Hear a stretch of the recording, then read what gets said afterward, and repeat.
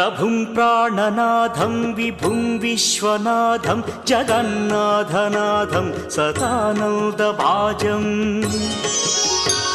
भवद्भव्यभूतेश्वरं भूतनाथं शिवं शङ्करं शम्भुमीशानमीडे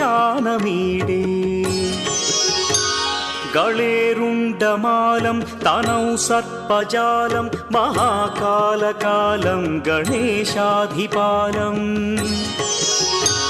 जटाजूटगङ्गोत्तरं गैर्विशिष्यं शिवं शङ्करं शम्भुमीशानमीडे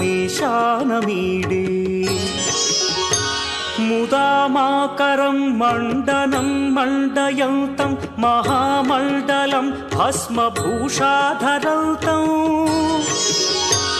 अनादिं ह्यपारं महामोहमारं शिवं शङ्करं शम्भुमीशानमीडे।